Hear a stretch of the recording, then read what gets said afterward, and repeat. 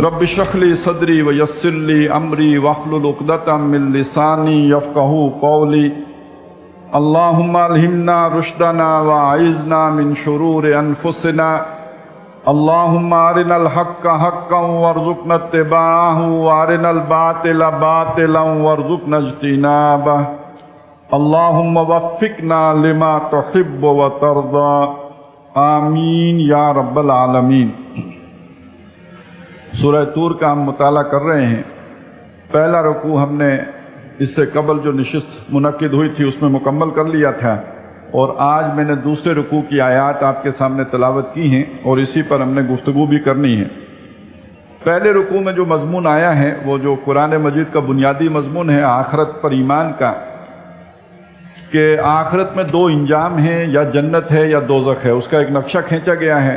जो अहले जन्नत हैं वो किन नेमतों में होंगे, अल्लाह की तरफ से उन पर किस तरह की रहमतें जो है और अनायात हो रही होंगी, और उसके मुकाबले में जो अहले दोज़ख हैं वो किस तरह की मशक्क़तों में, तकलीफ़ों में, सज़ाओं में वो उनकी ज़िंदगी अजीरन हो रही होगी।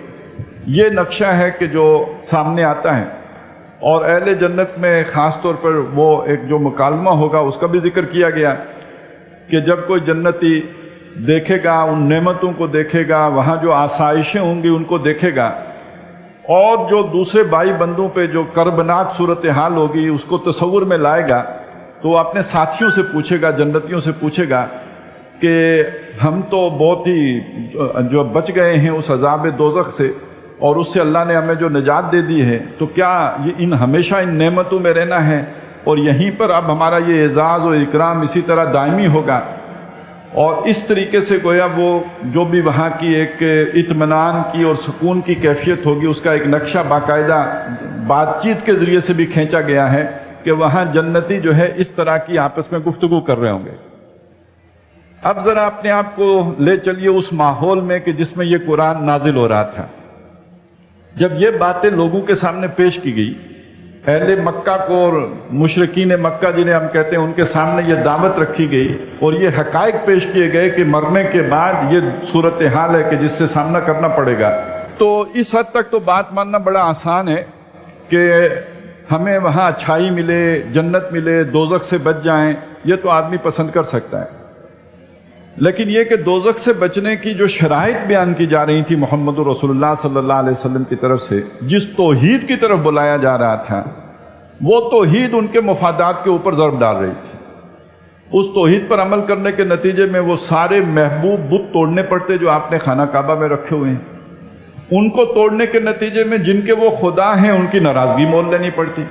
ये जो 360 बुत थे ये सारे के सारे मुशरिकीन मक्का वालों के ही तो नहीं थे, ये बाकी कबाइल के भी खुदा थे। कोई खुदा किसका, कोई खुदा किसका। जब आप उसके खुदा को मार डालेंगे या कत्ल कर देंगे या तोड़ फोड़ देंगे, वो आपसे नाराज हो जाएगा। तो अब इस तौहीद को मानने का मतलब ये था कि सारे अरब को अपना दुश्मन बना लेना, सारी दुनिया की मुखालफत मोल ले लेना। इसका मतलब ये था कि जो आपके तिजारती काफिले जाते हैं शाम को और यमन को, उनको इंसिक्योर कर देना। अब उनके तहफ़्फ़ुज़ का कोई सामान नहीं रहा। लोग जो समझते थे आपको मुक़द्दस और आपको एक मकाम और मर्तबा देते थे, उन खुदाओं के खिदमतगार की वजह से देते थे। आपने वो खुदाई ख़त्म कर दिए, तो अब आपको तहफ़्फ़ुज़ कैसे हासिल होगा? अब लोग आपको वो जो है वो खिदमत आपके लोगों की कैसे करेंगे और आपके काफ़िले महफूज कैसे रहेंगे? ये सारे खतरात मोल लेना था तौहीद पर ईमान जो है वो मानने के नतीजे में। तो जन्नत में तो जाना हर कोई चाहता है, लेकिन ये जन्नत तो बड़ी मुश्किल है। ये तो बड़ी कांटों से भरा रास्ता है जिसको अबूर करना पड़ता है और मुश्किलात से जो है दामन भरना पड़ता है। चुमी गोया मुसलमानम बेलर्जम के दानम मुश्किलात ला इला रहा, तो ये बड़ा मुश्किल काम है। इसलिए फिर अब मसले मसाइल जब खड़े होते हैं तो आदमी ये कहता है कि नहीं, ये बात सही नहीं है, ये नहीं हो सकता। जब हम मर जाएंगे, जब मिट्टी हो जाएंगे, जब ख़त्म हो जाएंगे, जब हमारा गोश्त भी गल जाएगा, हमारा निशान भी मिट जाएगा, फिर कैसे दोबारा बनेंगे, कैसे उठाया जाएगा, कैसे हिसाब किताब होगा, सब लोगों का इल्म कैसे होगा, फिर कैसे ये सब कुछ, नहीं ये नहीं हो सकता, ये नामुमकिन है। तो असल मसला कुछ और होता है, ज़ाहिर आदमी किसी और तरह से बात करता है। और फिर इसी में जब बात आगे बढ़ती है तो जो आदमी दावत दे रहा होता है वो बुरा लगना शुरू हो जाता है। اور آپ کو معلوم ہے کہ محمد رسول اللہ صلی اللہ علیہ وسلم سے کتنی شدید محبت کرتے تھے آپ کے جو قریبی رشتہ دار تھے، لیکن اس دعوت کے نتیجے میں وہ سارے آپ کے دشمن بن گئے۔ ابو لہب کتنا بڑا دشمن ہے جس کے بارے میں قرآن مجید میں ذکر ہے، تبت یدا ابی لہب وتب۔ وہ شخص جب نبی صلی اللہ علیہ وسلم کی پیدائش ہوئی ہے تو اس نے ایک لونڈی اپنی آزاد کی ہے اس خوشی میں کہ ہمارے گھر بھتیجا ہوا ہے۔ تو اتنی محبت دشمنی میں کیوں بدلی؟ اس لیے کہ محمد رسول اللہ صلی اللہ علیہ وسلم جس چیز کی دعوت دے رہے ہیں وہ ابو لہب کے مفادات پر زد ڈالتی ہے، اس سے اس کے مفادات کا نقصان ہوتا ہے، لہذا وہ اب اپنے اسی بھتیجے کو جو اسے بہت محبوب ہے اور پیارا ہے وہ اس کا مخالف ہو گیا ہے۔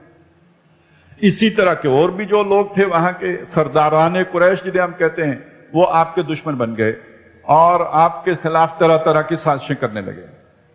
اس کا جو آخری انجام ہوا ہے وہ تو یہ کہ آپ کو ہجرت پہ مجبور کیا گیا، پھر جنگیں ہوئی ہیں، لیکن جو ابتدا ہوئی ہے بالکل ابتدائی دور میں جو کچھ ہوا وہ یہ کہ یہ مشہور کیا گیا، یہ پروپیگنڈا کیا گیا کہ آپ مجنون ہو گئے، یعنی دیوانے ہو گئے۔ آپ جا کے غار ہرا میں بیٹھتے تھے اور اکیلے ہوتے تھے، وہاں کسی جن نے آپ پر سایہ کر دیا ہے اور آپ پر جن کا سایہ ہو گیا، اس لیے یہ بیکی بیکی باتیں کرتے ہیں۔ اچھا، لیکن یہ کہ جب انہی باتوں سے لوگ قائل ہو جاتے، جو سنتا وہ دیوانہ ہو جاتا ہے، وہ اس بات کو جو ہے تسلیم کرنے پہ مجبور ہو جاتا ہے۔ تو اب انہوں نے کہا کہ یہ اصل میں کہانت ہے، یہ جادو ہے، جیسے جادو اثر کرتا ہے ایسے ان کا کلام اثر کرتا ہے۔ کچھ نے کہا یہ شاعری ہے۔ اب یہ باتیں جب نبی صلی اللہ علیہ وسلم تک پہنچتی تھی کہ ایک تو جس سے وہ اتنی محبت تھی ان کو، اور حضور کو توقع یہ تھی کہ میری بات یہ فوراً مان لیں گے، یہ اتنی برحق بات ہے، اتنی سچی بات ہے کہ انہیں ماننے میں کوئی دقت ہی نہیں ہوگی، لپک کے قبول کریں گے۔ بجائے لپک کے قبول کرنے کے انہوں نے کہا جی آپ کا تو لگتا ہے دماغ ہل گیا ہے۔ کسی نے کہا جادو ہو گیا ہے، کسی نے کہا خود جادو کرتے ہیں، کسی نے کہا یہ شاعر ہیں، یہ تو شاعری ہے کہ جو ایسا کلام ہے کہ دل کو لبھا لیتا ہے۔ اب ان چیزوں سے نبی صلی اللہ علیہ وسلم بڑے غمگین ہوتے تھے، اس سے آپ کو بہت رنج پہنچتا تھا، اس سے دل دکھتا تھا، سینہ بھیجتا تھا۔ اسی لیے بار بار قرآن مجید کہتا ہے وَاصْبِرْ عَلَىٰ مَا يَقُولُونَ، جو کچھ یہ کہتے ہیں نبی آپ اس پر صبر کیجئے، آپ ان کی باتوں کو دل پہ نہ لیجئے۔ یہ جو سورہ قلم میں آیا ہے کہ جس میں یہ کہا گیا کہ وَلَا تُطِعِ الْمُكَذِّبِينَ، ان جھٹلانے والوں کی اطاعت نہ کریں، ان کی تکذیب کرنے والوں کی آپ بات نہ سنیں۔ تو یہ اطاعت کے یہاں کس معنی میں ہے کہ ان کی باتوں سے آپ متاثر نہ ہوں، ان سے تاثر نہ لیں، ان کی باتیں سن کر آپ غمگین نہ ہوں، کیونکہ جو بھی یہ پروپیگنڈا کرتے ہیں اس پروپیگنڈے کا اثر اگر آپ نے اپنے دل پہ لیا اور اس سے آپ کے اوپر اثرات مترتب ہوئے تو یہ بھی ایک درجے میں ان کے اطاعت کرنے کے برابر بات ہو گئی۔ تو وَلَا تُطِعِ الْمُكَذِّبِينَ وَدُّوا لَوْ تُدْهِنُ فَيُدْهِنُونَ، یہ تو چاہتے ہیں کہ آپ ڈھیلے پڑ جائیں، آپ کی ہمت ٹوٹ جائے۔ اب ظاہر ہے آدمی جو کام کرتا ہے، کسی کے پاس کوئی بات پہنچاتا ہے تو اس امید پہ پہنچاتا ہے کہ یہ بات مان لے گا، تو جب آگے سے اس طرح کی باتیں آئیں تو وہ امید ٹوٹ جاتی ہے۔ جب امید ٹوٹتی ہے تو آدمی کی کام کرنے کی رفتار میں کمی آ جاتی ہے، اب وہ کام نہیں کر سکتا۔ آپ کے پاس کوئی بھی شے ہو، آپ بیچنا چاہتے ہو، تو جس دکاندار سے آپ کو توقع ہو یہ خریدے گا، اس کے پاس یہ چیز بکے گی، اور وہی جو ہے آگے سے 10 باتیں سنا دے، یہ گھٹیا شے ہے، یہ نہیں بک سکتی، یہ ہوگا وہ ہوگا، اور 10 جگہوں پہ آپ کے ساتھ یہ واقعہ ہو جائے تو آپ تو وہ کام ہی نہیں کر سکتے۔ اب 11ویں آدمی کے پاس جانے کی آپ کے اندر ہمت ہی نہیں رہے گی، کیونکہ ہر آدمی انکار کر رہا ہے، لینے سے انکاری ہے، تو آپ یہ سمجھیں گے کہ یہ پروڈکٹ جو ہے یہ سیل ہونے کے قابل ہی نہیں ہے، یہ اس کی تو ڈیمانڈ ہی نہیں ہے۔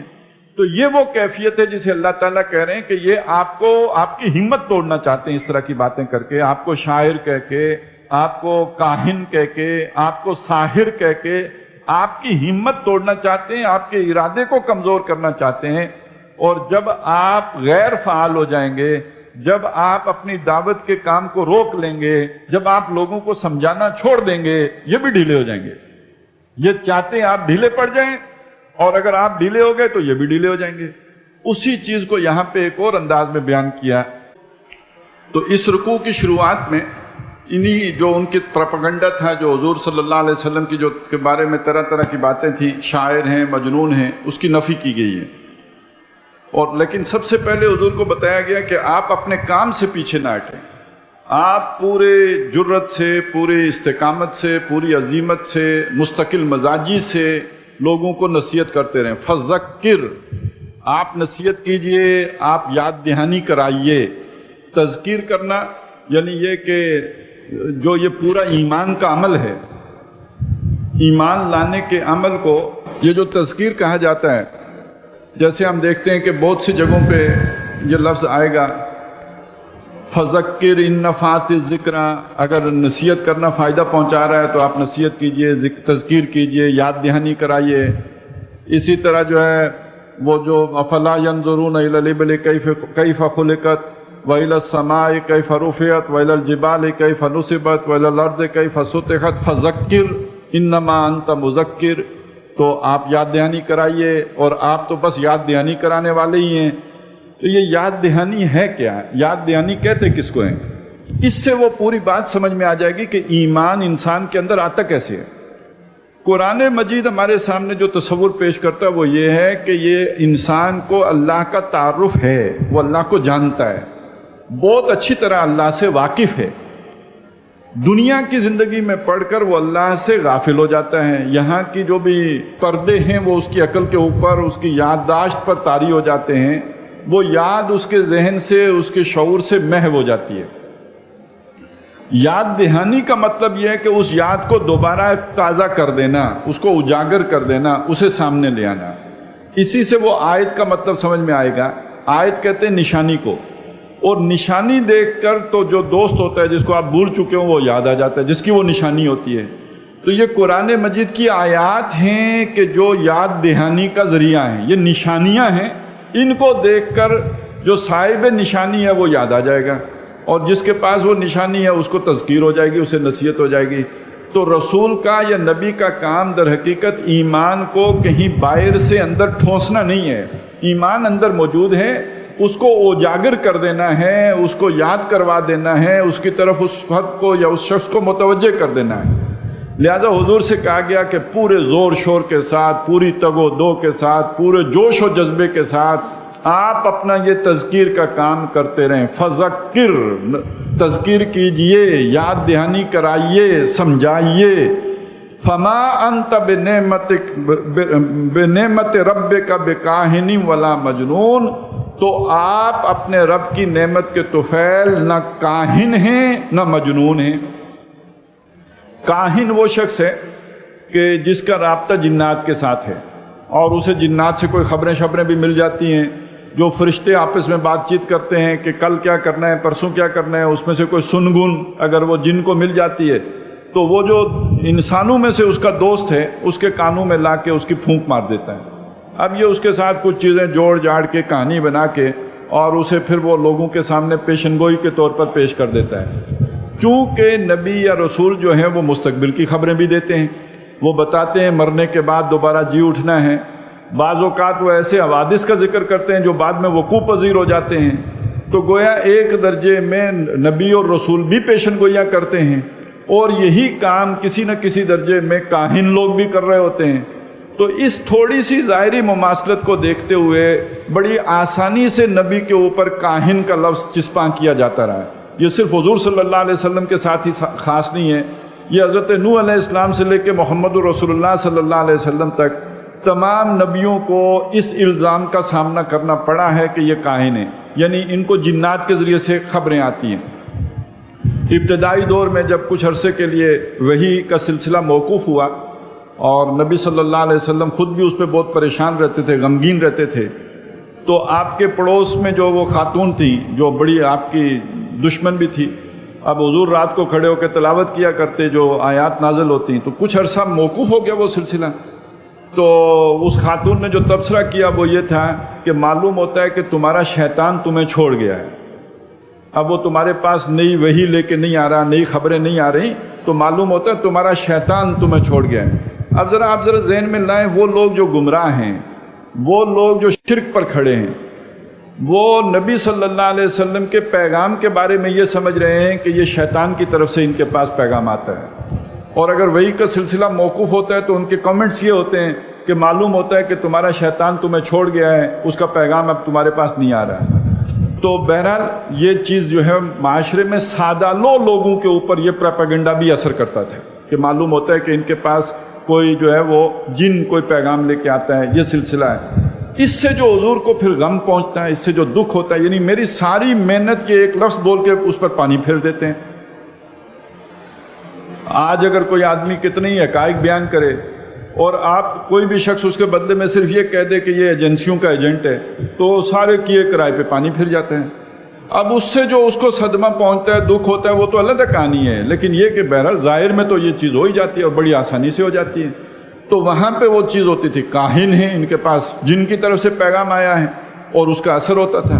तो हुजूर को अल्लाह की तरफ से तसल्ली दी गई है कि आप इनकी बातों से कम हिम्मत होकर अपने काम में कमी ना लाएं, बल्कि पूरे जोर और शोर के साथ तज़कीर का काम करते रहें। और आप अपने रब की नेमत के तुफैल काहिन नहीं हैं। ये लोग बक रहे हैं, ये बकवास कर रहे हैं, लेकिन ये कि आप इससे जो है वो गम न लें और इससे परेशान न हों। वला मजनून, न ही आप मजनून हैं कि आप पर कोई जिन आ गया हो, कोई साया हो गया हो, जिन ने आप पर जो वो कब्जा कर लिया हो, आपकी अकल के ऊपर वो छा गया हो, ऐसा भी कुछ नहीं है। इसी को सूरह कलम में जो बयान किया गया, नून वल कलम वमा यस्तरून मा अंत बिनेमत रब्बिक बिमजनून, ये वहाँ कसम खाई गई कलम की भी और जो सतरें लिखी हुई हैं उनकी भी। मतलब क्या है, यानी जो कलम से तारीख लिखी जा रही है वो गवाह है इस बात पर कि मा अंत बिनेमत रब्बिक बिमजनून, कि आप अपने रब की नेमत के तुफैल मजनून नहीं हैं। और आगे कहा फसतुबसिरु व युबसिरून बिअय्यकुमुल मफ्तून, ऐ नबी आप भी देख लेंगे और इनको भी मालूम हो जाएगा, ये भी देख लेंगे कि अक्ल किसकी बिचली हुई है, दीवाना कौन हो गया हुआ है, किसका दिमाग जो है वो ख़राब हो गया है, ये जल्द मालूम हो जाएगा। और ये कि तारीख़ अपना जो है वो सबूत पेश करेगी कि सच्चा कौन है और झूठा कौन है, ये इस पर गवाह सबसे बढ़कर तारीख़ बनेगी। तो आज आपको मालूम है 1400 साल बाद जो भी कोई मुहक्किक हो, एक तो वैसे दुश्मन जज्बाती किस्म के लोग होते हैं उनको तो छोड़ें, लेकिन अगर कोई मुहक्किक हो, कोई किसने रिसर्च की हो, तो वो काफिर ही क्यों ना हो, मानने पर मजबूर पाता है अपने आप को कि तारीख़ इंसानी की सबसे अजीम हस्ती मोहम्मद रसूलुल्लाह सल्लल्लाहु अलैहि वसल्लम की थी। तो ये तो तारीख़ साबित करेगी कि आप मजनून नहीं हैं। वही बात है जो यहाँ कही, आप अपने रब की नेमत से न काहिन हैं न मजनून हैं। अम यकूलून शायरुन, क्या वो ये कहते हैं कि ये शायर हैं, और एक ऐसे शायर हैं नतरब्बसु बिही रैबल मनून, जिनके बारे में हम मुंतज़िर हैं गर्दिश ज़माना के, गर्दिश अय्याम के। ज़ाहिर है किसी ने शायरी की तो शायरी में तो बहरहाल वो कब्ज़ व इंशराह के मराइल आते ही रहते हैं, कब्ज़ व बस्त। कभी जो है वो शायर बहुत जो है वो ऊंचा कलाम कह रहे होते हैं, बड़े अच्छे जो वो आमद का सिलसिला जारी होता है, और कभी उसके ऊपर कब्ज़ की कैफियत तारी हो जाती है। अब शायर साहब को चाहें भी तो वो कुछ आमद नहीं हो रही होती, तो क्या ये समझते हैं कि ये एक ऐसे शायर हैं कि जिनके बारे में बुरे दिनों का वो इंतज़ार कर रहे हैं कि ये एक वक्ती जो है आंधी चढ़ी है तो उतर जाएगी। अम यकूलून, क्या वो ये कहते हैं शायरुन, ये शायर हैं नतरब्बसु बिही, जिनके बारे में हम मुतरब्बिस हैं, मुंतज़िर हैं, इंतज़ार में हैं, रईबल मनून, गर्दिश ज़माना का, गर्दिश अय्याम का, कि इनके दिन जो है वो जैसे दिन ढलता है तो इनके दिन ढल जाए, ये वक्त गुजर जाए। और ये कि ये बात आगे चलने वाली नहीं है, ये कोई ऐसी तालीमात नहीं है कि जो ज़माने में पनप सकें, ज़माने में जड़ पकड़ सकें। शायरी होती है, वो सबा मुअल्लका के शायर होते हैं, एक साल एक का मुअल्लका लटक रहा होता है तो अगले साल किसी और का मुअल्लक कर दिया जाता है, तो आज तेरी कल मेरी, तो ये तो बारियां हैं, तिलकल अय्याम नुदाविलुहा बैनन नास। गोया ये कोई मुस्तकिल सिलसिला नहीं रहेगा, ये कोई दायमी बात नहीं है। अब इसी को जरा उस सूरह कलम के साथ जोड़ कर देखें तो वहाँ क्या बात कही, ये तो ज़माना बताएगा ना कि मोहम्मद रसूलुल्लाह की दावत के अंदर कितनी ताकत थी, इसकी जड़ कितनी मजबूत थी, ये वक्त बताएगा। और यहाँ वो कहते हैं हम वक्त की का तो इंतज़ार कर रहे हैं, पता लग जाएगा कि इसके अंदर कोई ताकत नहीं थी, ये बस ठीक है, ये 2 महीने में काम ख़त्म हो जाएगा, ये साल में ख़त्म हो जाएगा, ये 4 महीने की बात है, ये 6 साल की बात है। अच्छा ये इनकी ज़िंदगी की बात है, ये 1 मैन शो है, जब ये नहीं रहेंगे तो काम ख़त्म हो जाएगा, फिर इस काम को लेकर खड़ा होने वाला कोई नहीं होगा। अम यकूलून शायरुन नतरब्बसु बिही रैबल मनून, कुल ए नबी फरमा दीजिए तरब्बसु, इंतज़ार करो, मुंतज़िर रहो, فَإِنِّي مَعَكُم مِّنَ الْمُتَرَبِّصِينَ، میں بھی تمہارے ساتھ انتظار کرنے والوں میں سے ہوں۔ تم انتظار کر رہے ہو کہ یہ اس کی ہمت ٹوٹے اور یہ کام چھوڑے تاکہ ہماری جان چھوٹے، اور میں بھی انتظار کر رہا ہوں کہ اس کے نتیجے میں تم پر اللہ کا وبال ٹوٹے، کیونکہ میں تم پر اتمام حجت کر رہا ہوں، میں تم پر احقاق حق کر رہا ہوں، میں تم پر حقیقت آشکارا کر رہا ہوں، میں تمہارے سامنے سچ بیان کر رہا ہوں، ایک حق بات تمہارے سامنے لے کے آ رہا ہوں، اور تم انتظار کر رہے ہو کہ یہ حق آنکھوں سے اوجھل ہو جائے، یہ حق جو ہے سامنے نہ آئے، یہ چھپا ہی رہے تو اچھا ہے، اسے بیان ہی نہ کیا جائے۔ تو بہرحال میں بھی انتظار کر رہا ہوں کہ اس حق گریزی کے نتیجے میں کب اللہ کی پھٹکار تم پر پڑتی ہے اور اللہ کی سزا کے تم حقدار ہوتے ہو، اور یہ کہ تم بھی انتظار کر رہے ہو کہ کب جو ہے اس کی ہمت ٹوٹتی ہے اور یہ اپنے جو ہے اس سرگرمی سے توبہ کرتا ہے یا چپ ہوتا ہے اور اپنی گٹھ پکڑتا ہے۔ ام تامرہم احلامہم بہذا، اب یہاں سے ایک یوں سمجھے سوالات کی ایک بوچھاڑ ہے جو قرآن مجید کر رہا ہے کہ یہ جو کہتے ہیں نا کہ یہ شاعر ہیں، یا یہ کہ یہ جو ہے وہ کاہن ہیں، یا یہ کہتے ہیں کہ یہ مجنون ہیں، یہ جو ان کا دعویٰ ہے ام تامرہم احلامہم بہذا، کیا ان کو یہ بات ان کی عقل نے سکھائی ہے؟ واقعی وہ یہ سمجھتے ہیں کہ یہ شاعر ہیں اور مجنون ہیں اور ان کے اوپر دیوانگی ہو گئی، یہ کاہن ہیں، دل سے مانتے ہیں؟ ان کی عقل یہ بات انہیں کہتی ہے؟ ریزننگ کر کے یہاں تک پہنچے ہیں؟ ام ہم قوم طاغون، یا یہ کوئی سرکش لوگ ہیں، طغیانی پہ آئے ہوئے لوگ ہیں، طغیانی پہ جیسے فرعون آیا تھا، طغیانی پہ جیسے عاد اور سمود آئے تھے اس سے پہلے، طغیانی پہ جیسے قوم نوح آئی تھی، الذین طغوا فی البلاد فاکثروا فیہا الفساد، یہ قوم عاد ہو، قوم سمود ہو، فرعون ہو، ذی الاوتاد، الذین طغوا فی البلاد فاکثروا فیہا الفساد فصب علیہم ربک صوت عذاب، تو پھر ان پر ان کے رب کی نے اپنے عذاب کا کوڑا برسایا۔ کیوں؟ انہوں نے شہروں میں سرکشی کی، طغیانی کی، اور ان میں بگاڑ پیدا کر دیا، فساد پیدا کر دیا۔ جس چیز کی اصلاح ہو چکی تھی اس اصلاح کو انہوں نے بگاڑ میں بدل دیا، خرابی میں بدل دیا اپنی طغیانی کی وجہ سے۔ تو جو لوگ سرکشی پہ آئے ہوتے ہیں ظاہر ہے پھر وہ اصول کو نہیں دیکھتے، وہ حق کو نہیں دیکھتے، وہ سچ کو نہیں سننا چاہتے، وہ تو اپنے مرضی کی بات سننا چاہتے ہیں، اپنے مفاد کی بات سننا چاہتے ہیں۔ وہ کہتے ہیں ہم طاقتور ہیں، ہمارے پاس اتھارٹی ہے، ہم جو چاہیں کریں، ہمیں کوئی نہیں پوچھ سکتا۔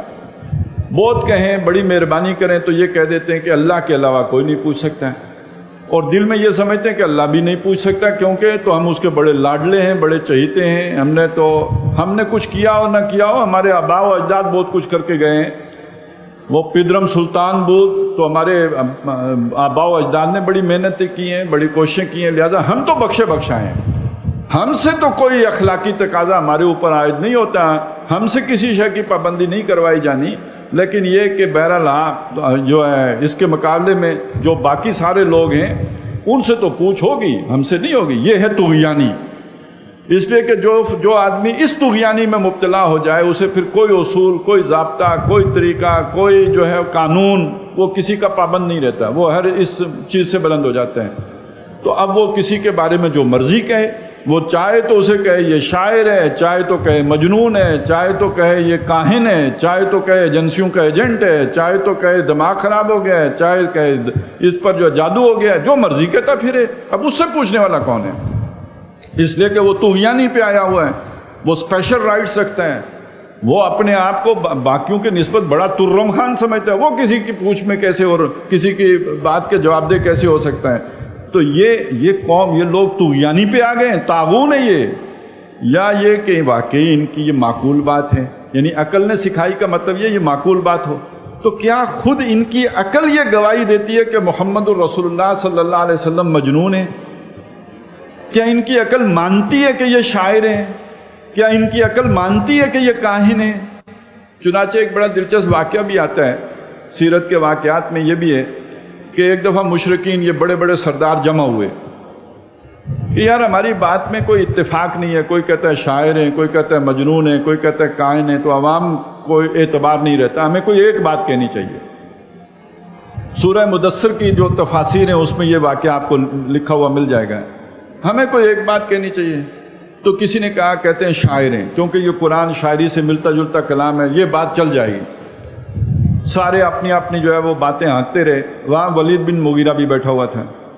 اس نے کہا دیکھو یہ بات نہیں چلے گی. بیوقوف لوگ تو مان لیں گے لیکن کوئی بھی عقل مند آدمی یہ بات نہیں مانے گا، کیونکہ میں جانتا ہوں شاعر کیا ہوتے ہیں. میں شاعروں کے پاس بیٹھا ہوں، خود بھی ایک ذوق رکھتا ہوں شعر کا. لہذا یہ قرآن مجید شاعری نہیں ہے. یہ کوئی معقول آدمی اس بات کو نہیں مانے گا کہ یہ شاعری ہے. انہوں نے کہا اچھا پھر کہانت ہے. پھر اس پہ لمبے چوڑے دلائل ہوئے. آخر میں پھر وہی بولا. اس نے کہا میری کائنوں کے ساتھ بھی دوستی ہے، میں ان کے پاس بھی بیٹھتا ہوں، مجھے ان کی عادتوں کا بھی پتہ ہے، ان کے کردار کا بھی پتہ ہے، ان کے ساتھ جو آلائشیں اور گندگیاں اور ان کے کردار کی جو خرابیاں ہوتی ہیں سب میں جانتا ہوں.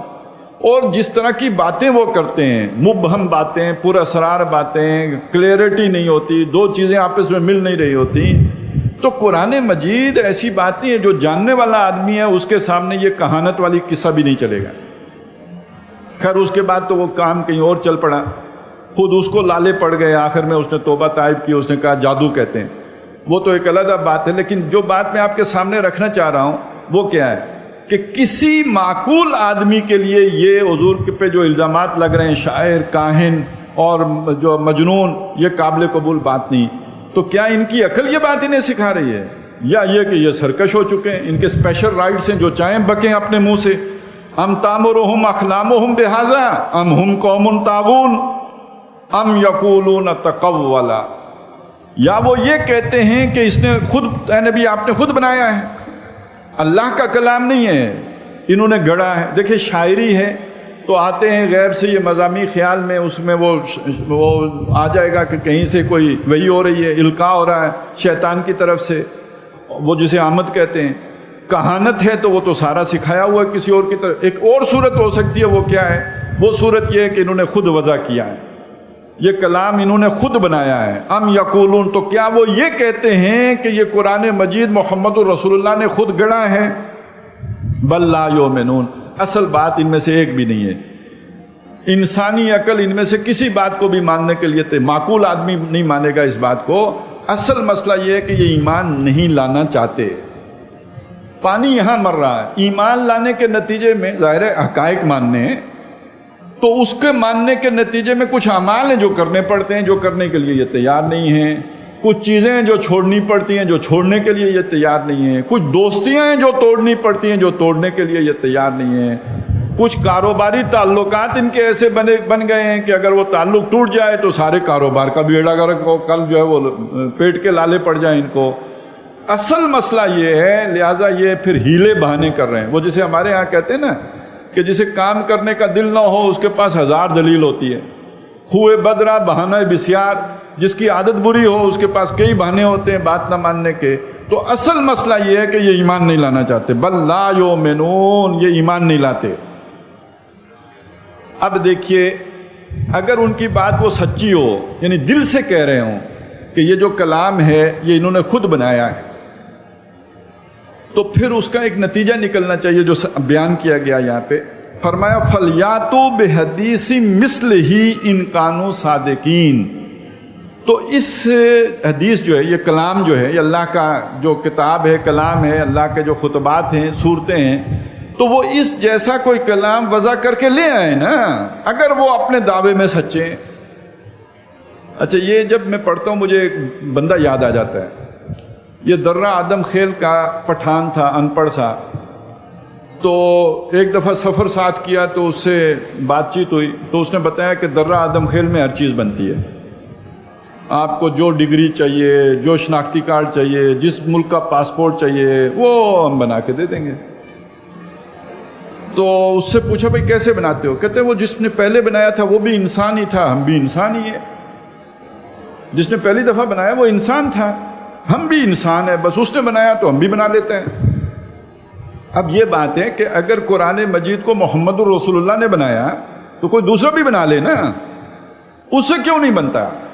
وہ اس جیسا کلام وضع کر کے کیوں نہیں لے آتا؟ فَلْيَأْتُوا بِحَدِيثٍ مِثْلِهِ إِن كَانُوا صَادِقِينَ. تو اس جیسی حدیث بنا کے لے آئیں اگر وہ اپنے دعوے میں سچے ہیں.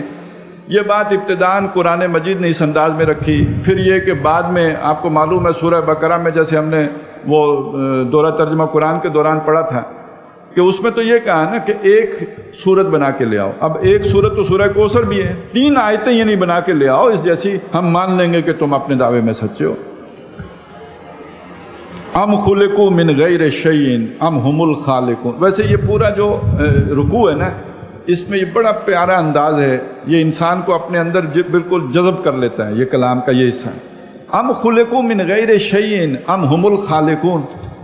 کیا یہ بغیر کسی شے کے بن گئے ہیں, خود بخود بن گئے ہیں, نہ ان کو کوئی بنانے والا نہ کسی شے سے یہ بننے والے. اور یہاں اشارہ کس چیز کی طرف کیا گیا ہے؟ تمہیں پتہ ہے تم کس شے سے بنے ہو؟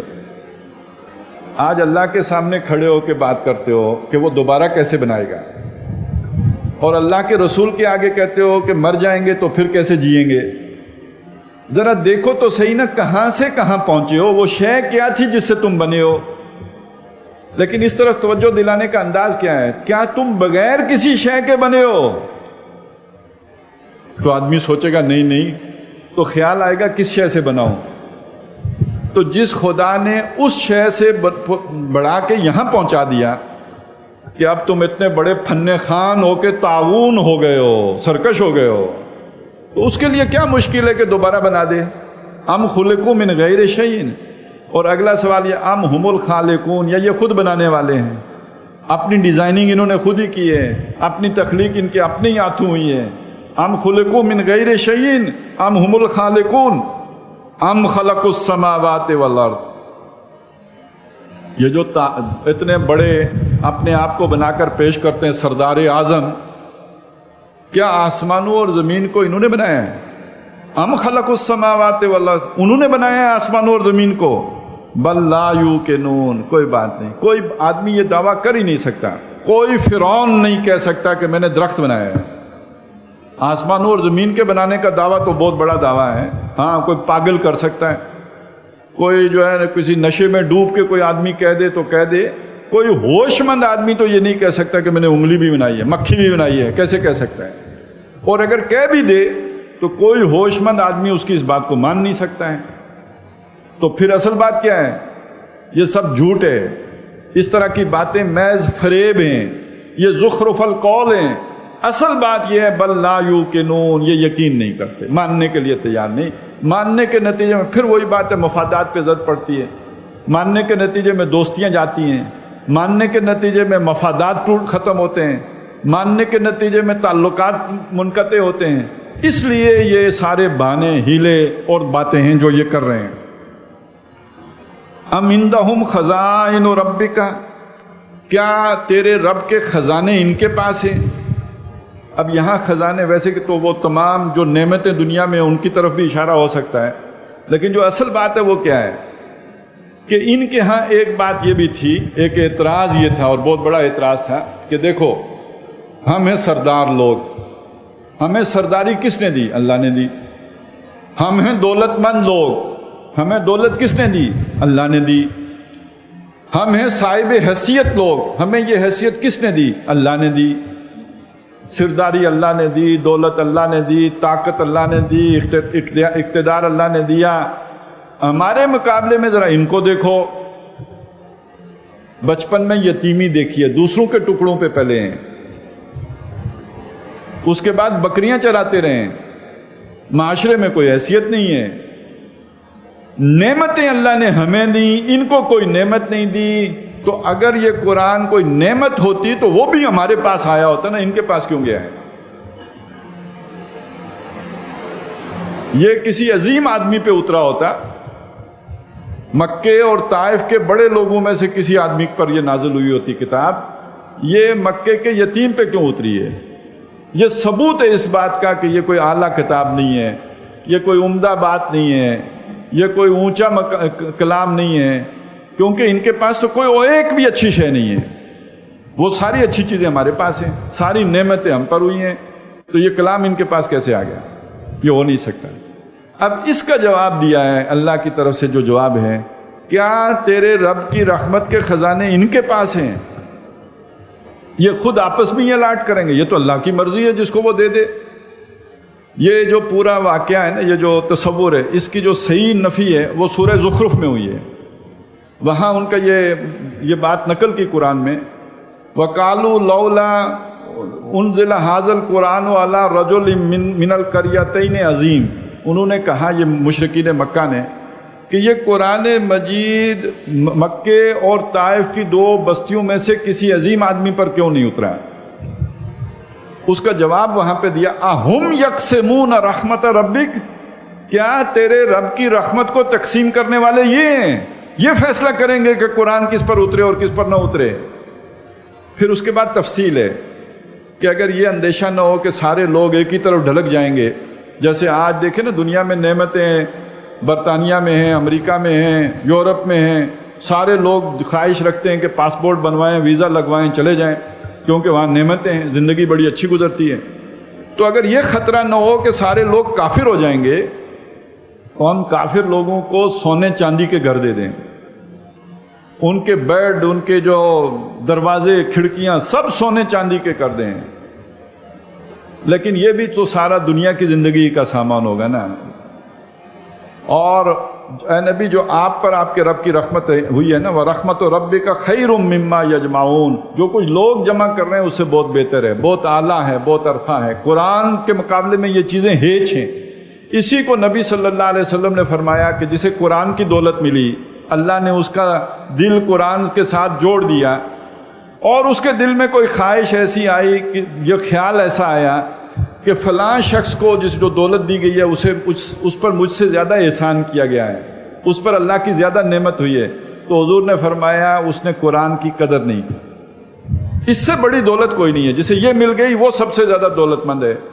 اب وہی بات یہاں پہ ہے کہ اس کی نفی کی جا رہی ہے کہ یہ جو تیرے رب کی رحمت کے خزانے ہیں جو آپ پر واہ ہوئے ہیں قرآن کی صورت میں، کیا اس کے ذمہ دار یہ ہیں، اس کے ٹھیکیدار یہ ہیں، وہ ان کے پاس ہیں؟ ام ہم المسیطرون، یا یہ ان کے داروغے ہیں، وہاں چوکیداری کر رہے ہیں کہ جس کو چاہیں دیں اور جس کو چاہیں نہ دیں، جس کو چاہیں بگا دیں۔ ظاہر ہے ان معاملات میں ان کا کوئی دخل نہیں ہے، یہ آپ کے رب کا فیصلہ ہے، اور آپ کے رب نے آپ کو اپنی سب سے بہترین نعمت کے لیے پسند کر لیا ہے، قرآن حکیم کی دولت کے لیے منتخب کر لیا ہے۔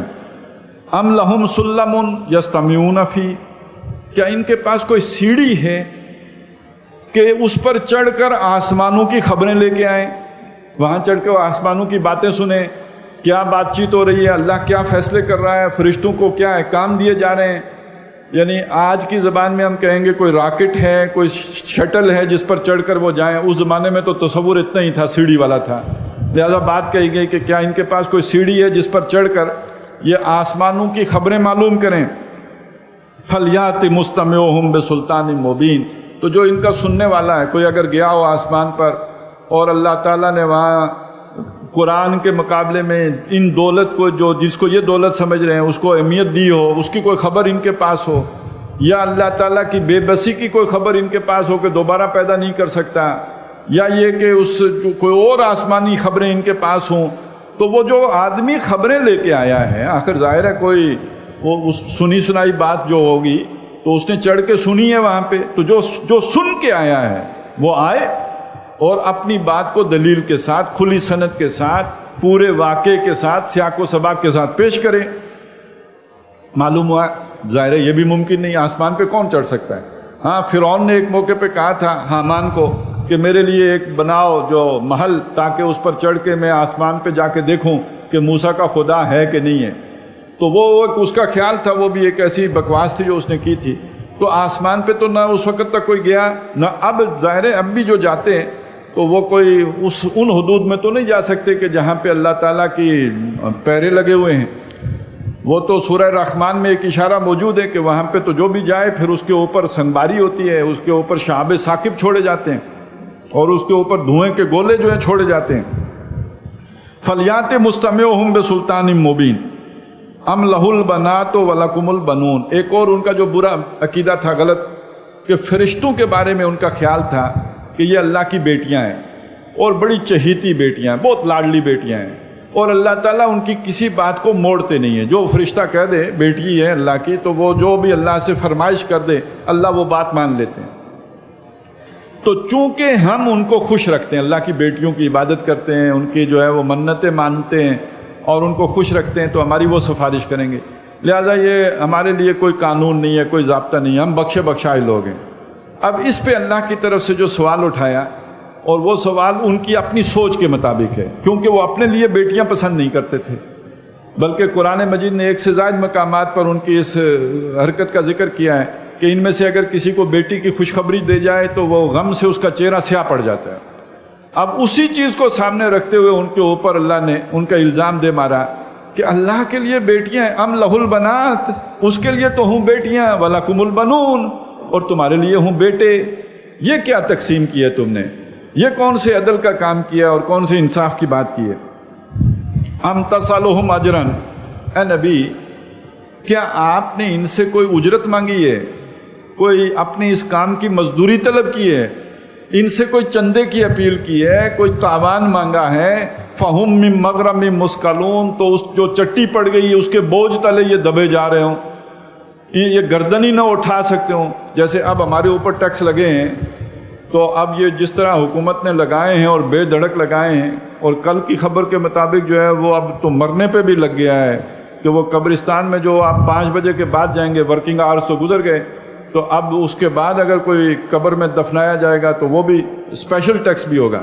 وہ کوئی جو پہلے والا ٹیکس ہے وہ تو ہے ہی, لیکن یہ بے وقت مرنے پر بھی ٹیکس ہے نا. آپ ورکنگ آورز میں مرنا چاہیے, اور اس کے بعد اگر آپ جا کے مدفون ہوں گے تو پھر اس کے نتیجے میں اضافی ٹیکس دینا پڑے گا. یہ وہ جسے کہتے ہیں نا وہ اضافی کام جو ہوتا ہے تو اس پہ جو ملتی ہے کہ کون سا ہوتا ہے اوور ٹائم, تو یہ اوور ٹائم چارجز ہیں جو آپ کے اوپر لاگو ہوں گے. تو اسی طرح کیا ایسی کوئی چٹی ڈال رہے ہیں ان کے اوپر کہ جس کے نیچے یہ بالکل دب گئے ہوں, ان کی معیشت جواب دے رہی ہو اس کے نیچے, اور ان کے سارے کاروبار ٹھس ہو گئے ہوں اس وجہ سے کہ آپ نے ان کے اوپر ٹیکس بہت لگا دیا ہے. تو اے نبی آپ نے کوئی ایسا ان سے اجرت مانگی ہے کہ جس کے بوجھ تلے یہ دب رہے ہوں. ام عندہم الغیب فہم یکتبون, کیا ان کے پاس کوئی غیب کی باتیں ہیں, غیب کی باتیں تو محمد رسول اللہ بتا رہے ہیں, تو کیا ان کے پاس کوئی اور سورس ہے جس کے ذریعے سے ان کے پاس غیب کی باتیں ہوں, تو انہوں نے لکھ کے رکھی ہوئی ہوں اور وہاں سے پڑھ کر یہ دعوے کر رہے ہوں کہ یہ مجنون ہیں اور یہ شاعر ہیں اور یہ کاہن ہیں, یہ کوئی ان کے پاس جو عقل سے ماورا کسی سورس سے کوئی بات پہنچی ہو. ام یریدون کیدا, یہ سارے سوالات اٹھا کر ان کے سارے پراپیگنڈے کا ذکر کر کے ان کے سارے الزامات کو جمع کر کے اب سوال اٹھایا کیا یہ کوئی چال چل رہے ہیں. اصل بات یہ چال کیا ہے, چال ہے جو حکمران چلا کرتے ہیں, چال ہے جو لیڈر لوگ چلا کرتے ہیں اپنی عوام کو بیوقوف بنانے کے لیے, ان کو سلائے رکھنے کے لیے, ان کو تھپکی دینے کے لیے. نبی کی آواز جو ہوتی ہے, رحمت کی آواز, لوگوں کو مصیبتوں سے نکالنے کی آواز, حق کی آواز, سچ کی آواز, اب اس آواز کو ماننے کے نتیجے میں جو رہنما ہیں ان کی چودراہٹیں جاتی ہیں, ان کی قیادتیں جاتی ہیں, ان کی سیادتیں جاتی ہیں, ان کے مفادات پہ ضرب پڑتی ہے. لہٰذا وہ تھپکی دے کے اپنی عوام کو سلا کے رکھنا چاہتے ہیں. جیسے پہلے سلایا ہوا ہے, لوگ ان کی اطاعت کر رہے ہیں, ان کی بات مان رہے ہیں, اپنی قسمت پہ راضی ہیں. اب بیچ میں آ گیا ایک نبی جو ان مفادیات یافتہ طبقات کی نظر میں فسادی ہوتا ہے, شر پسند ہوتا ہے, وہ غلاموں کے اندر آزادی کی روح پھونک رہا ہوتا ہے, بہت بڑی خرابی پیدا کر رہا ہوتا ہے. ان کی نظر میں اصلاح ہو چکی ہوتی ہے ساری کی ساری, کہ لوگ ان کے آگے سر تسلیم خم کر چکے ہوتے ہیں, کوئی باغی نہیں ہوتا, سب ماننے والے ہو گئے, تو اصلاح ہو گئی, سارے معاشرے کی اصلاح ہو گئی, سب لوگ ان کی باتوں کے قائل ہو گئے. اب ایک شخص اٹھا اور اس نے کہا کہ یہ غلط ہے, یہ صحیح نہیں ہے, انہوں نے تمہیں اپنا معبود جو ہے وہ بنا کے رکھا ہوا ہے عابد, اور خود تمہارے معبود بن کے بیٹھے ہوئے ہیں, اٹھو وہ میرے دیش کے غریبوں کو جگا دو. اب یہ غریبوں کا جاگنا, یہ بلال کا ایمان لانا, یہ خباب کا ایمان لانا, یہ ان کے بارود خانے کو دیا سلائی دکھانے کے مترادف ہے.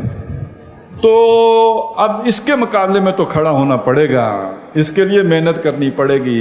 اس محنت کا نام ہے یہ سارا کچھ جو ہم نے سنا. یہ شاعر ہیں, ان کی باتیں نہ سننا, یہ شاعر ہیں, ان کی باتوں کو دل میں نہ لانا، یہ کاہن ہیں، ان کی باتوں میں دیوانگی ہے، یہ ہوش کی باتیں ہیں، یہ پاگل پن ہے، یہ تم سے تمہارا سب کچھ چھین لیں گے، یہ تمہیں بڑی مصیبتوں میں ڈال دیں گے، تم بھوکے مر جاؤ گے، تمہارے اوپر بہت سختیاں آ جائیں گی۔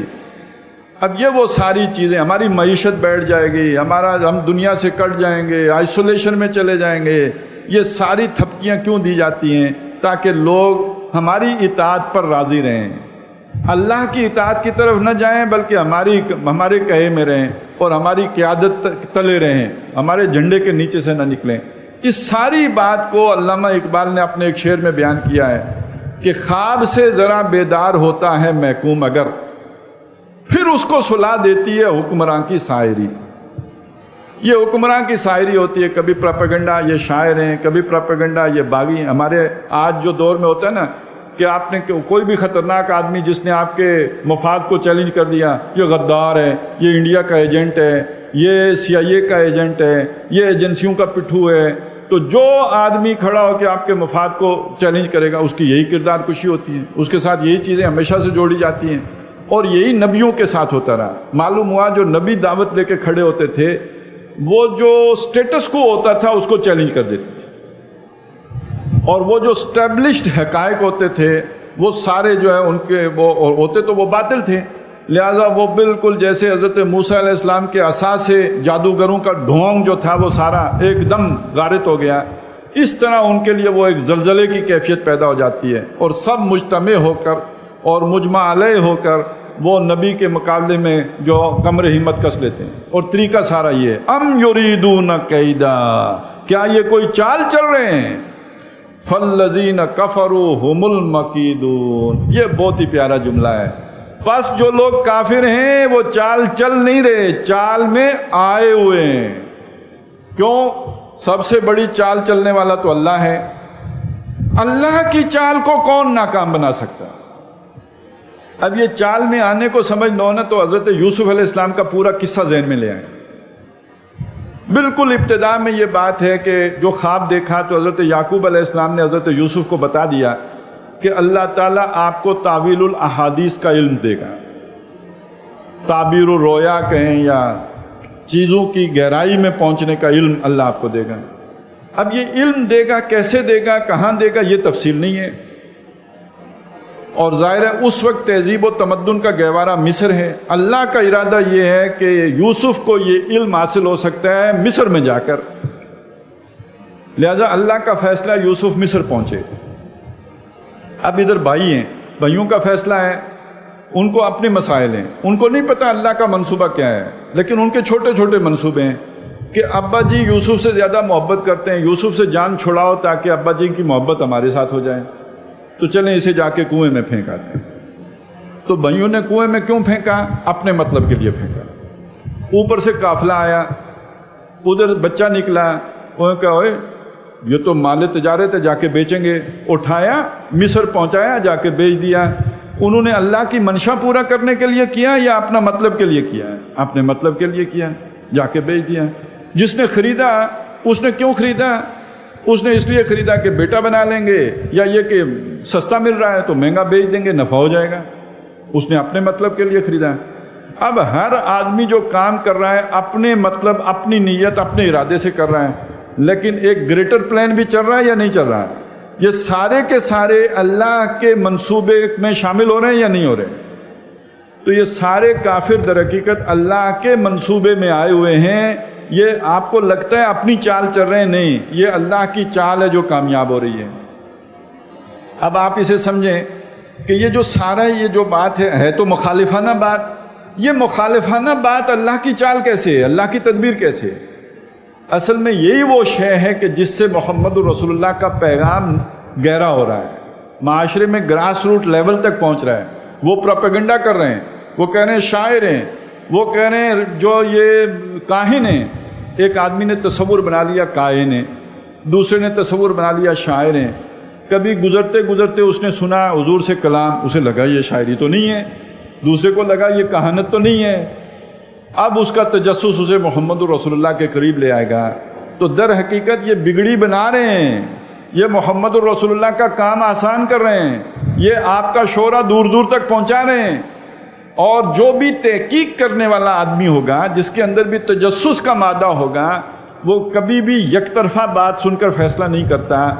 جہاں تک وہ بات پہنچتی ہے وہ پھر اسے معلوم کرنے کے لیے، اصل حقائق کی ٹو لینے کے لیے، اصل حقیقت تک پہنچنے کے لیے، تحقیق کا حق ادا کرنے کے لیے اصل آدمی کے پاس آئے گا اور آ کے اس سے تحقیق کرے گا۔ تو در حقیقت یہ تو کام بنا رہے ہیں، اور اسی چیز کو، اور اسی سے پھر وہ اہل ایمان کی تربیت ہو رہی ہے۔ مخالف چلنا، مخالفت کو گوارا کرنا اور برداشت کرنا، اور باد سرسر کے مخالف چلنا۔ تندی باد مخالف سے نہ گھبرائے وہ کعب، یہ تو چلتی ہے تجھے اونچا اڑانے کے لیے۔ تو فالذین کفروا هم المکیدون، یہ کافر لوگ در حقیقت چال میں آئے ہوئے ہیں۔ ام لہم الہ غیر اللہ، یا ان کا اللہ کے سوا کوئی الہ ہے، کوئی حاکم ہے، کوئی مالک ہے، کوئی ان کا حاجت روا ہے، کوئی ان کا مشکل کشا ہے۔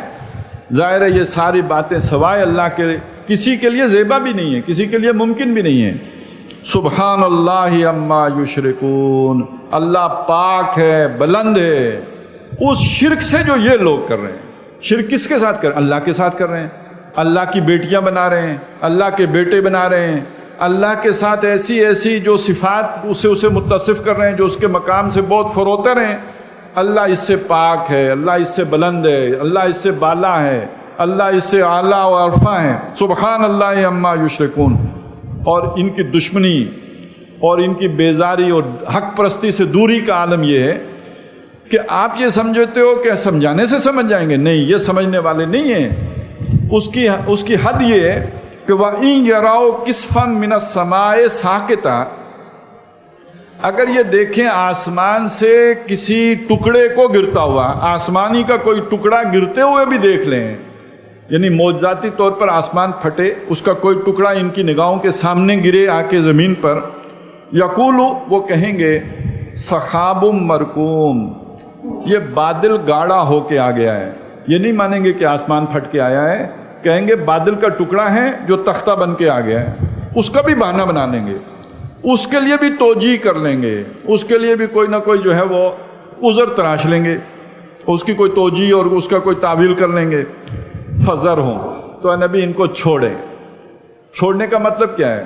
ان کی باتوں کی پرواہ نہ کریں، ان کی باتوں کو دل پہ نہ لیں۔ حتیٰ یلاقوا یومہم الذی فیہ یصعقون، یہاں تک کہ یہ جا ملیں اپنے اس دن سے جب ان پر بجلی گرائی جائے گی، جب ان پر وہ چڑھ گرے گی، اس دن تک کے لیے انہیں چھوڑ دیں۔ اب اس سے ایک مراد تو موت بھی ہو سکتی ہے، ایک مراد قیامت بھی ہو سکتی ہے۔ اور جو اصل بجلی گری تھی اہل مکہ پر، وہ تو غزوہ بدر میں گری نا، جب وہی 70 سردار کھینچ رہے وہاں پر اور گاجر مولی کی طرح کٹ گئے، تو گویا اس دن تو قریش پر بجلی تو گر گئی۔ تو ان کو چھوڑے رکھیں، ان کو دفع کریں، ان کو ان کے حال پہ چھوڑ دیں یہاں تک کہ یہ اپنے اس دن سے جا ملیں جب ان پر بجلی گرے گی۔ یوم لا یغنی عنہم کیدہم شیئا، اس دن ان کی تدبیر، ان کی چالیں، ان کی چالاکیاں اور مکاریاں، ان کے ہیلے اور بہانے، اور یہ جو عوام کو اور اپنے سادہ لو ساتھیوں کو ورگلانے کے لیے اور بہلانے کے لیے جو طرح طرح کے ہتھ کنڈے اختیار کرتے ہیں، وہ ان کے کچھ کام نہ آئیں گے۔ ولا ہم ینصرون، اور نہ ہی مدد کیے جائیں گے۔ وَإِنَّ لِلَّذِينَ ظَلَمُوا عَذَابًا دُونَ ذَلِكَ، اور بے شک وہ لوگ جو ظالم ہیں، اور سب سے بڑا ظلم یہ ہے کہ حق کا انکار کرنا، سب سے بڑا تکبر بھی یہ ہے کہ انسان کے سامنے حق آئے اور وہ اپنی چودراہٹ کی وجہ سے، اپنے بڑے ہونے کی عظمت کے شکار ہو کر، وہ عظمت ذات میں مبتلا ہو کر اس حق کو قبول کرنے سے انکار کر دے، اس سے بڑا تکبر کوئی نہیں ہے اور اس سے بڑا ظلم کوئی نہیں ہے۔ تو یہ وہ لوگ جنہوں نے ظلم کیا ہے، جنہوں نے حق کو جھٹلایا ہے، جنہوں نے شرک کا ارتکاب کیا ہے، ان ظالموں کے لیے عذاباً دون ذالک، اس کے علاوہ بھی ایک عذاب ہے۔ ایک عذاب تو بدر میں آ گیا اور ایک عذاب مرنے کے بعد ہے۔ وہ جو مر گئے بدر میں ان کی جان چھوٹ تو نہیں گئی، اس کے بعد وہ دائمی عذاب میں دوزخ میں، اب جو ہے پہلے عذاب قبر میں اور پھر عذاب دوزخ میں، جہنم میں مبتلا کیے جائیں گے۔ وَلَٰكِنَّ أَكْثَرَهُمْ لَا يَعْلَمُونَ، لیکن ان کی اکثریت اس سے واقف نہیں ہے، اسے اس کا شعور اور ادراک نہیں ہے۔ وَاصْبِرْ لِحُکْمِ رَبِّكَ، اے نبی اپنے رب کے حکم سے صبر کیجئے. اور صبر کرنے کا مطلب یہ ہے کہ ڈٹے رہیے، جمے رہیے. وہ جو پہلا جو حکم تھا وہ کیا تھا اس رکوع کے شروع میں؟ فذکر، نصیحت کرتے رہیے، سمجھاتے رہیے، اپنی بات کہتے رہیے، ان کے باطل دلائل کا رد کرتے رہیے، حقائق آشکارا کرتے رہیے. لیکن ان کا جو رد عمل ہے، جو طرح طرح کے الزامات ہیں اور بھونڈے قسم کے جو آپ کے اوپر انہوں نے جو تہمتیں لگائی ہیں، اس سب پر صبر کیجئے، ڈٹے رہیے. وَاصْبِرْ لِحُکْمِ رَبِّکَ، اور یہ کام اپنے رب کے حکم سے کیجئے. فَإِنَّكَ بِأَعْيُنِنَا، بے شک آپ ہماری نگاہوں میں ہیں. اصل میں یہ جو صبر کرنے کے لیے انسان کا جو سب سے بڑا سہارا ہے، کسی نے اسے ایسی بات کہی جو دل چیر گئی، کسی نے ایسا جملہ کسا جو جا کے کلیجے میں خنجر کی طرح پیوست ہو گیا. اگر وہ اللہ کے لیے وہ اس کے رد عمل میں یہ آیا ہے، اب کسی اور کو تو نہیں معلوم کہ دل پہ کیا گزری ہے، اللہ کو تو پتہ ہے. فَإِنَّكَ بِأَعْيُنِنَا، تو ہماری نگاہوں میں ہے، آپ ہماری نگاہوں میں ہو. آپ پر جو بیتتی ہے، جو دل پہ بیتتی ہے، جو آپ پر اثر پڑتا ہے، جس تکلیف سے آپ گزرتے ہیں، جو آپ کا سینہ بھیجتا ہے، ہمیں سب معلوم ہے. فَإِنَّكَ بِأَعْيُنِنَا، تو کتنا بڑا سہارا ہو گیا. جس کے لیے یہ جھیلا ہے، جس کے لیے یہ باتیں سننی پڑی ہیں، اس کی نگاہوں میں ہے، اس سے اوجل تو نہیں، اس سے پردے میں رکھ کر تو نہیں ہو رہا، اس سے مخفی تو نہیں ہے. میرے حالات اس کے سامنے ہیں. فَإِنَّكَ بِأَعْيُنِنَا وَسَبِّحْ بِحَمْدِ رَبِّكَ حِينَ تَقُومُ، تو تسبیح کرو اپنے رب کی، اس کی شکر کے ساتھ، اس کی حمد کے ساتھ، جب کہ تم کھڑے ہو، نماز میں کھڑے ہو. اور یہ کہ رات کو تہجد میں کھڑے ہو، تو جب کھڑے ہو نماز کے لیے تو اس کی شکر کے ساتھ اس کی تسبیح کیجئے. یہ سورہ فاتحہ ہے. یہ جو ہم رکوع میں جو ہے تسبیحات کرتے ہیں، گویا انہی احکام پر عمل ہو رہا ہوتا ہے اس موقع پہ. لیکن اب یہاں جو اہم بات ہے وہ کیا ہے؟ ایک نماز ہے روٹین کی نماز جو ہم نے پڑھ لی، اور ایک نماز ہے جب دل کو چرکا لگا ہوا ہے اور کھڑے ہوئے ہیں آپ اپنے رب کے سامنے. یہ دونوں نمازیں برابر ہو سکتی ہیں؟ آپ نے جس کے لیے دکھ اٹھایا ہے، آپ نے جس کے لیے مصیبت جھیلی ہے، آپ نے جس ہستی کی خاطر یہ ساری تکلیفیں اٹھائی ہیں، اب آپ اس کے سامنے جا کے جب کھڑے ہوں گے تو آپ نے وہ بچہ دیکھا ہے کہ جسے سکول میں مار پڑی ہو سکتا ہے برداشت کر گیا ہو سکتا ہے وہاں نہ بولا ہو، لیکن جب وہ آ کے اپنی ماں کو سنائے گا نا یہ ہوا ہے، اس وقت وہ نہیں برداشت کر سکتا، اس کی آنکھوں سے آنسو رواں ہو جائیں گے. تو اصل نماز تو وہی ہے نا جو اللہ کے لیے مار کھا کے آ کے پڑھی جائے. اصل تزکیہ تو یہ ہے. اور اللہ کی طرف میلان خود بخود تو تب ہوتا ہے جب اللہ کے لیے چمڑی ادھڑوا کے آئے ہوں، انگاروں پہ لیٹ کے آئے ہوں. تو پہلی بات یہ کہی کہ وَاصْبِرْ لِحُکْمِ رَبِّکَ، صبر کرنا ہوگا ان ساری تکلیفوں پر اپنے رب کے حکم سے. دوسری بات یہ ہے فَإِنَّكَ بِأَعْيُنِنَا، تم میری نگاہوں میں ہو.